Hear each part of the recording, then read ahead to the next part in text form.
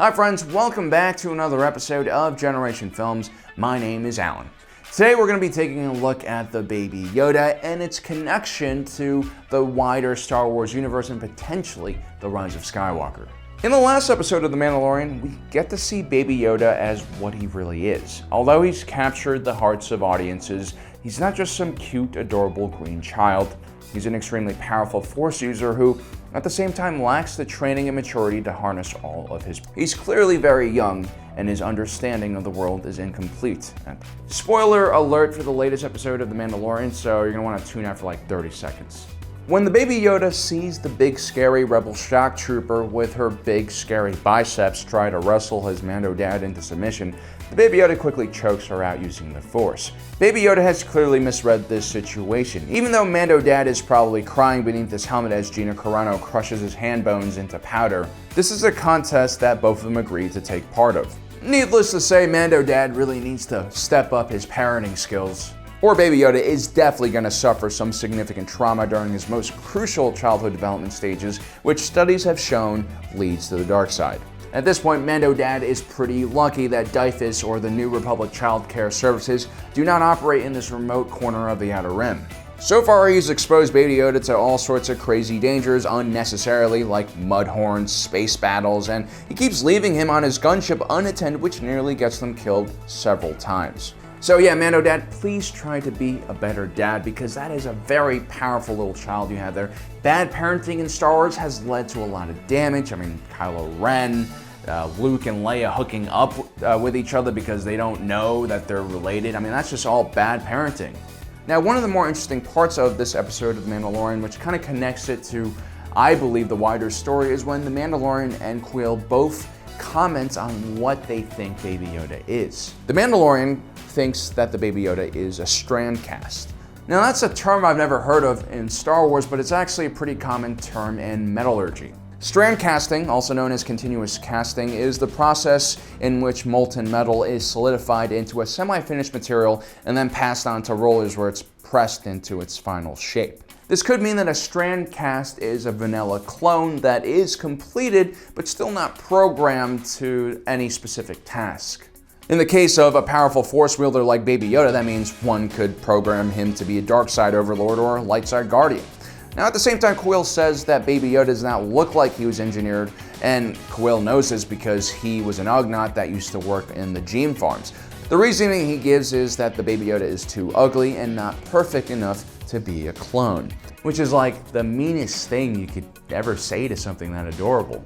And this is coming from an Ugnaught that looks like Nick Nolte. So is it possible that Baby Yoda is a clone? Now, I think that is a growing possibility. Remember in the first episode when we see Dr. Pershing? He's wearing a jacket with a symbol on the sleeve that we've seen on the uniforms of the clones. Dr. Pershing is working with a client, and he clearly knows a lot about the Baby Yoda. He almost reveres the Baby Yoda in a way. He definitely wants to keep the little guy safe. Whereas the stormtroopers and the clients are motivated to find Baby Yoda because of their loyalties to the Empire, one senses that Dr. Pershing has some personal interest in the recovery of the Baby Yoda. Maybe he has a professional curiosity about him. Now, we know that with the end of the Clone Wars, Palpatine immediately shut down the Kamino cloning facilities, ending the production of the clone troopers.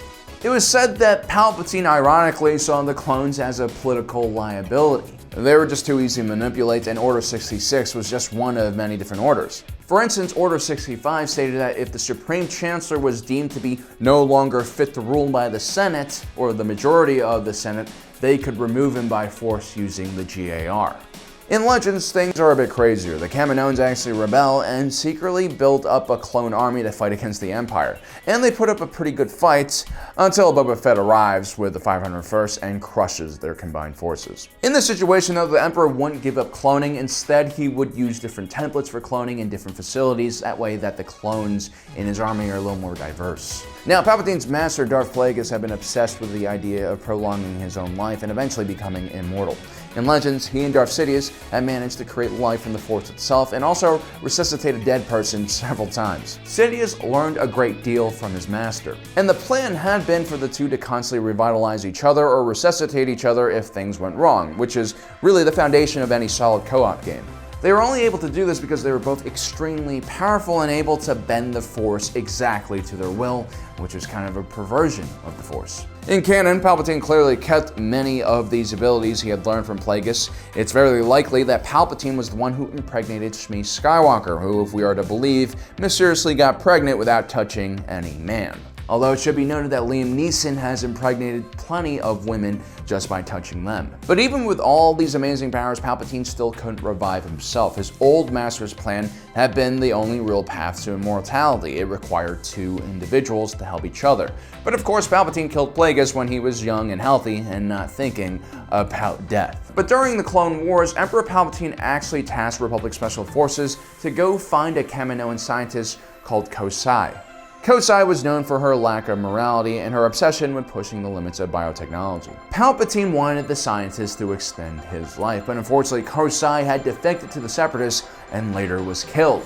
And her body was turned into some high-quality leather fashion items by some Mandalorians. But Palpatine was on the right path. You see, he had figured out something known as spirit transference. It's basically like possession. Once the vessel that is his human form dies, he's able to transfer his mind into another body. In Legends, Palpatine would go on to build an army of clones of himself to use for his essence transference. After his first death on the second Death Star, it took a while for his essence to find a body to latch onto, but he would eventually make it there. Now, this ability is actually quite similar to what a Jedi would do when they're preserving their own consciousness by becoming a Jedi ghost, but at the same time, it's actually the opposite of what the Jedi are doing. The Jedi became ghosts because they gave themselves into the Force completely and literally became a part of it. The Sith, on the other hand, sought to control everything and could never really become a part of the cosmic Force, but they could become angry and powerful enough to hold on to their consciousness and latch onto something physical. This is why Sith were more likely to possess a temple or a tomb or some other kind of object. They couldn't really become ghosts though. Now this next section will contain some spoilers for Rise of Skywalker. We know that Palpatine is going to be coming back because of the trailers, and apparently he's never truly left or even died. He's just hooked up to a bunch of machines which are barely keeping him alive. Like Vader, he's become more man than machine. We don't really know how he survived the second Death Star or what that machine is doing to him, but I believe Baby Yoda is the key to everything. I mean, not just in Star Wars, but Baby Yoda's appearance has legitimately made me a better person and the world a better place. Baby Yoda also clearly has some very powerful Force abilities, including the ability to regenerate tissue and heal life-threatening injuries, and could probably cure depression or at least make a great comfort Baby Yoda for long plane rides. He's trying to eat me. See, the one thing that the dark side was really terrible at and the light side was really good at was regeneration of life energy, tissue, and all that other good stuff. You couldn't be a good healer and also be a dark side Force user. Now that we know that Palpatine is not only alive, but also is the one who trained Snoke and essentially behind the First Order, he could also very well be in charge of the Imperial forces we see in The Mandalorian. In The Mandalorian, the Empire has grown from a couple of stormtroopers hiding in a building in the first episode, now to a force large enough to take over an entire town. This isn't just some force created by some local Imperial warlord or bandit.